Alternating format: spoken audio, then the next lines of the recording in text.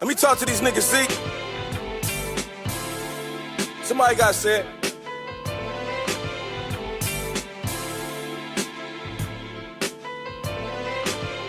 Shit.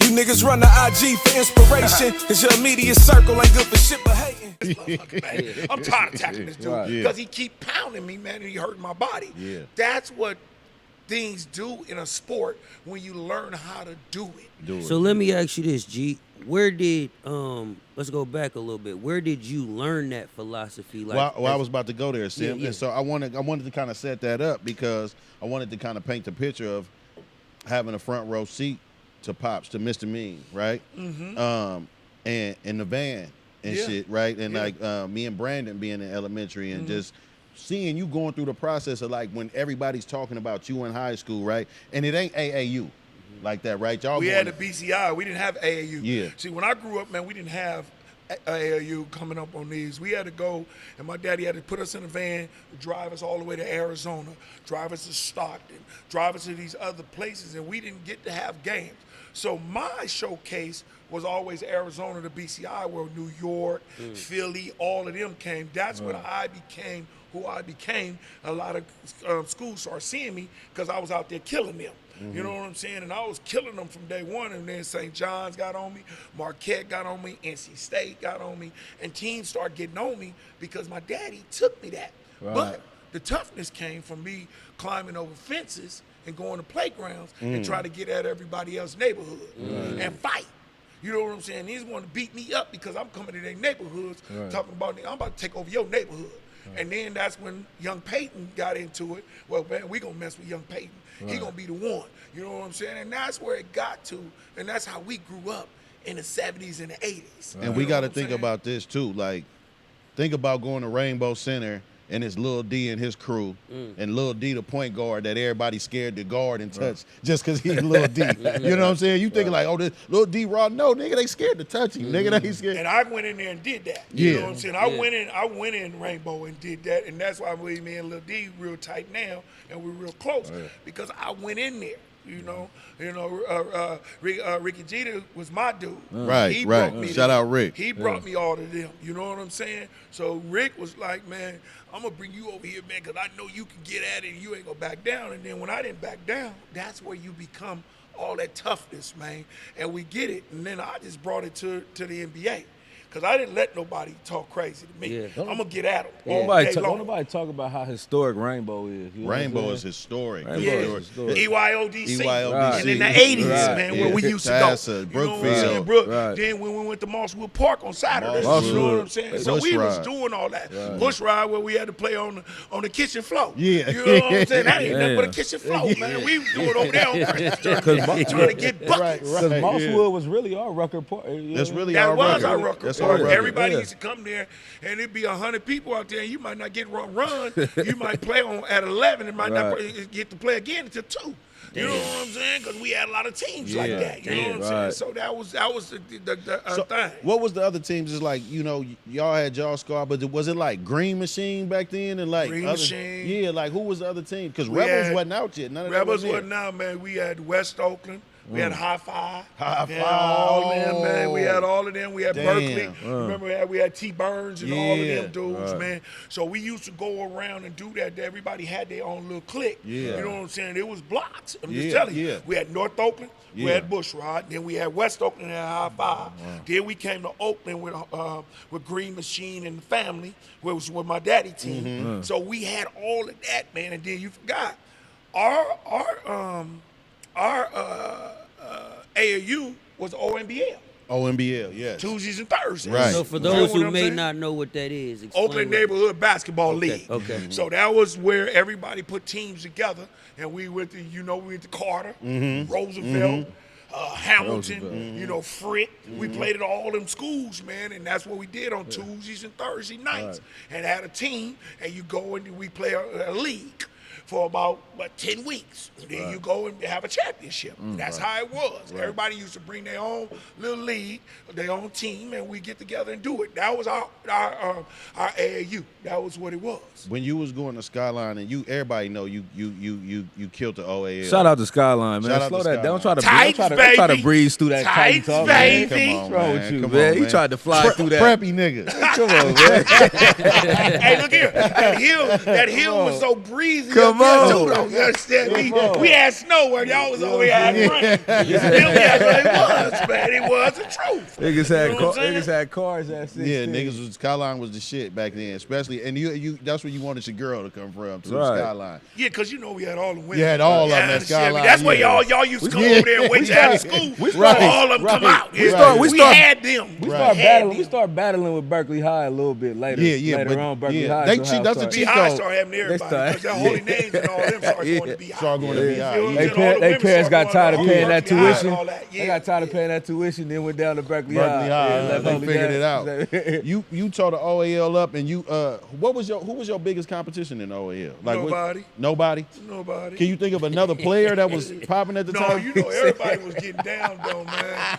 But really, you remember we was number one in the OAL and in Oakland and in the Bay Area for 2 years. Remember, I was ineligible for the whole 10th grade Right. year. And then my 11th and 12th, we dominated. Yeah. Then you remember we had Terrence Mullins and Mullins. Chris Monk, who was at the State of Nations, and they was really the ones that was going to school. Remember, he went to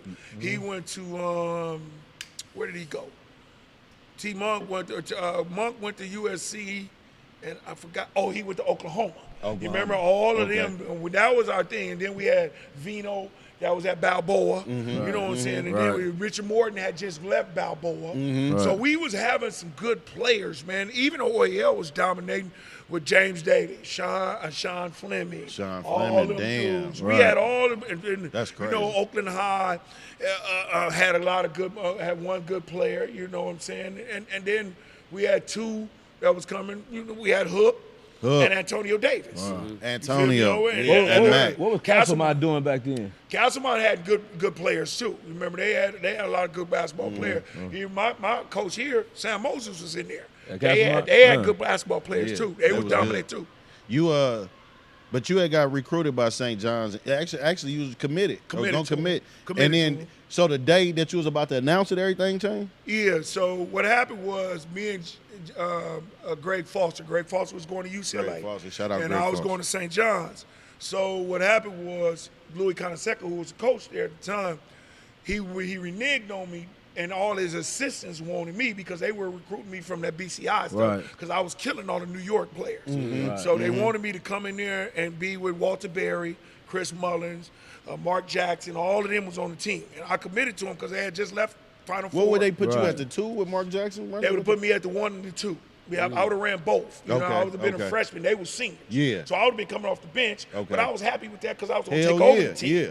You know what I'm saying? So then he just said, I can't mess up my recruiting. Right. You know, I can't recruit over in the West Coast over my guys in the East.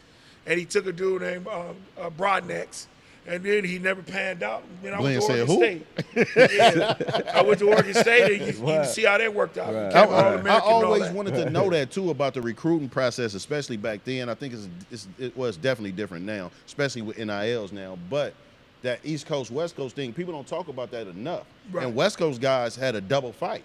Just like in everything else, how we talk about everything else, West Coast guys had a double fight because everybody want to be in the Big East. Yeah. Everybody want to be in these different conferences. Motherfuckers want to go to Syracuse. ACC. They want to do all that. They want to do all that. But they were slipping on the dudes from out here. You know what I'm saying? Right. Like it's been players like that. That's every sport though too. Then remember, Jay Kidd, the one really started all that recruiting. Everybody started recruiting back the other way. You feel what I'm saying? Because he became a McDonald's All-American out here. Right. They wasn't messing with us like that even during my time to become a McDonald's All-American. Yeah. Jay turned it around because he was playing against little boys. He was a man. So they turned that all around, and then all of a sudden everybody started going to North Carolina. They started going to Duke. You remember, everybody started doing that. You know, Q went to North Carolina from here. You know what I'm saying? So, but what happened was when I got into Oregon State, and I got into knowing that the East Coast want to do that. I got and started telling Dick Vitale, I said, let me tell you something. You better start watching us and watch me. And I want to play everybody in the East Coast. And we started playing everybody in the East Coast, and I started getting in their head. Right. Remember, I went to Tennessee and got Allen Houston. Right. Went to Memphis and started busting them. Right. You know what I'm saying? Right before Penny and them went there. Then I went to Michigan State. I got with Steve Smith. I started getting into them, man, and we started playing Louisville. When we played them in the NCAA tournament, and I started playing big-time schools, and we started busting them. Right. And they started knowing us over here, and then that's when that Sports Illustrated came in, and they said it's a hell of a guard over here in the West Coast, and that was me. So, one thing I always wondered, I always felt like basketball gets more recognition on the East Coast than it does on the West Coast. Why do you feel that is? Because of all that Rutgers and all that big time stuff, because they always think that all the players come from New York. They come from all that Philly and all that. But now you understand that they starting to see a lot of West Coast players. You know, that's why everybody say all the good point guards come out of here, out of Oakland, California. You know, and said we starting to take over that type of situation because we started showing them that's what we were doing. You know what I'm saying? But it was good. I'm happy that they started doing all that because we started showing them that, everybody can play. So you start seeing Seattle started having a lot of basketball players. LA started having a lot of basketball players. Oakland started having a lot of basketball players. So they can't say that no more. You know, the West Coast is what's happening now. That's crazy when you think about it, because you think about somebody like Jamal Crawford is probably a direct reflection of watching Gary Payton. Yes, sir. Yeah. Right. You know what I'm saying? He had and basketball in his city. And I raised him. You know what I mean? Him since he was a child. We talked about J. Kidd. We didn't talk about where Dame fit in the conversation though. When we talk a point guard, I think somebody said let Dame finish his story. Let Dame finish it up because we See, talking about two go. champions. Here you go. Right. Look, No, but we he gonna talking get me in about trouble because I don't already. want to misconstrue that either. We talking about 75 with Dame is too. But first off, we talking about two champions. But first off, do the average person look at Dame as a point That's guard? what I was about to say. See, so that's what I we're wanted talking to about ask that you too. I wanted to Everybody ask look you at Steph Curry as a point guard, and he's not. I don't believe The in that. definition I don't of a believe point guard they're has changed. scores. They're scores. So that's what we say in era again. A point guard is not a legit point guard. What we're talking about. Right. If you think about it, see, Nash is a legit point guard.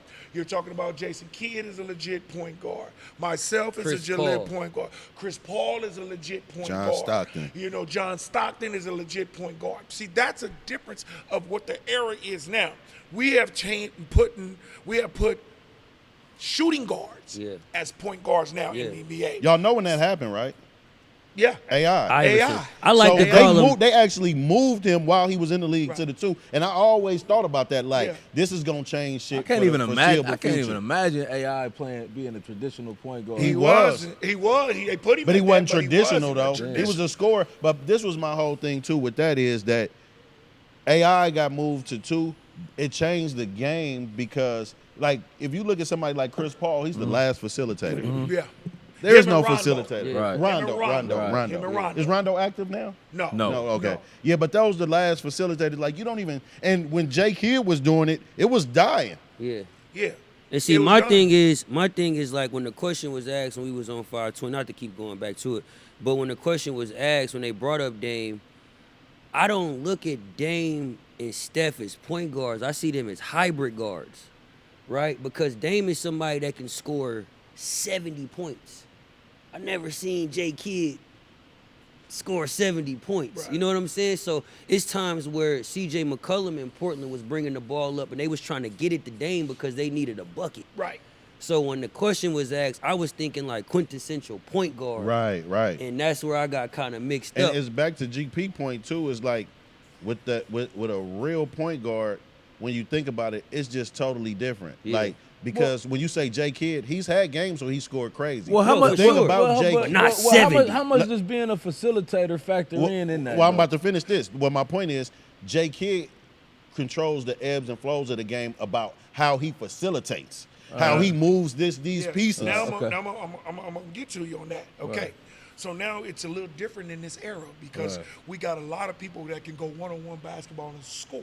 Right. Now, if we really think about it, What is the point guards that you see right now who are having more assists than anything? Okay, so now you look at now what is Halliburton. Halliburton is he is a legit point guard.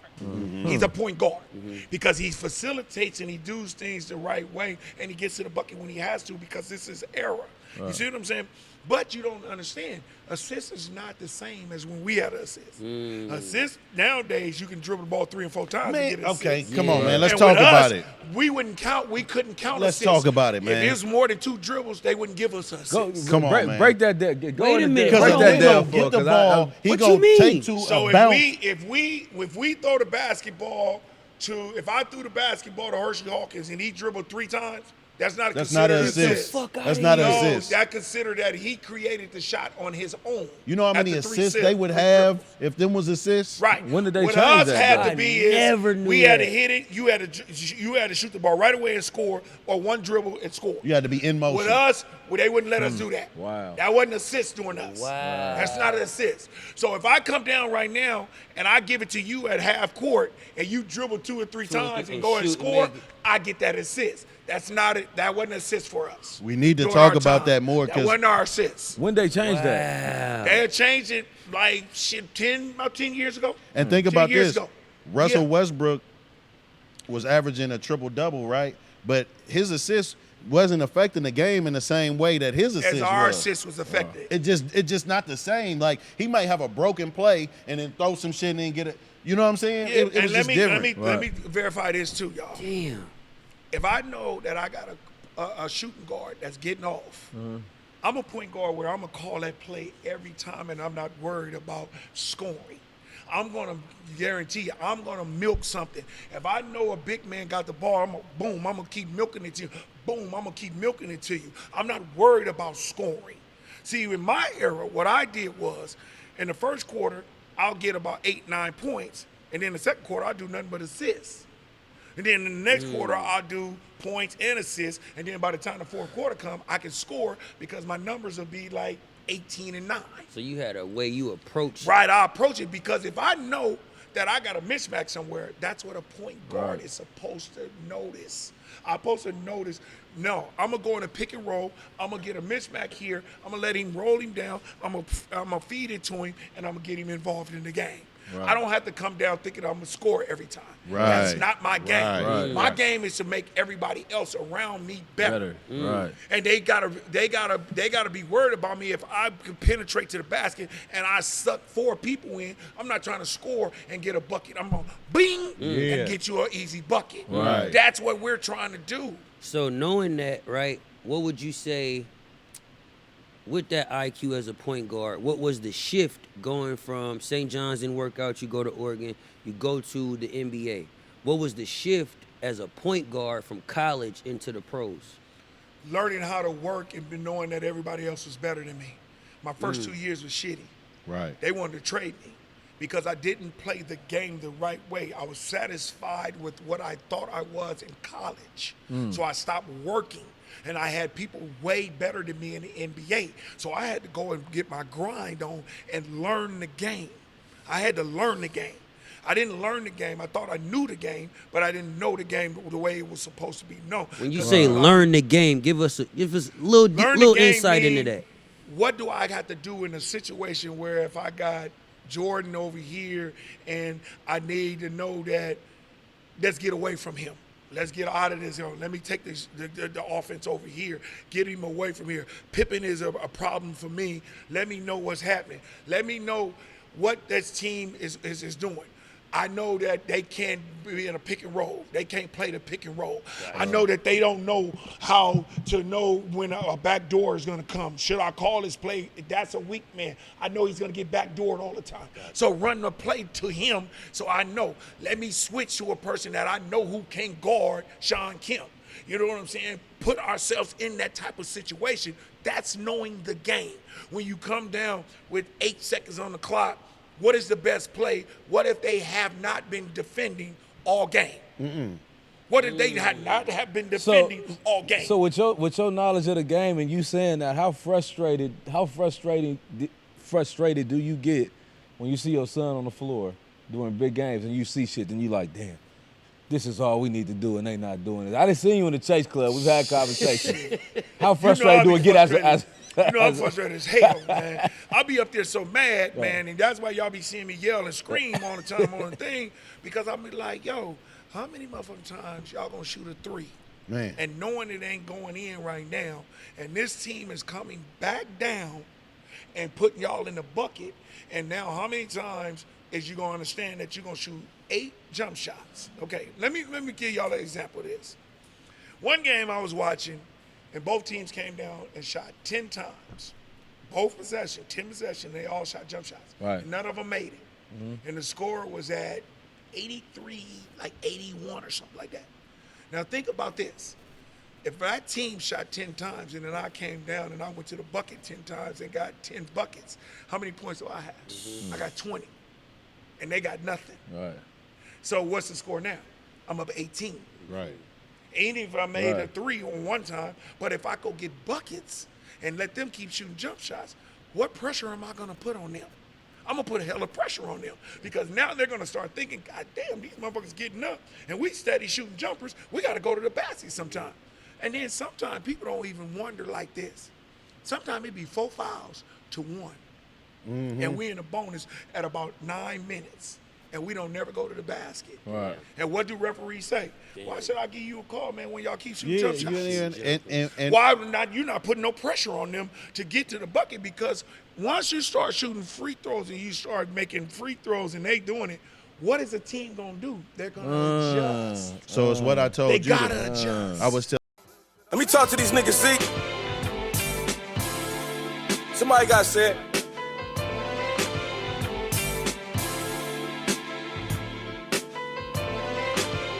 Shit. You niggas run the IG for inspiration, cause your immediate circle ain't good for shit but hating.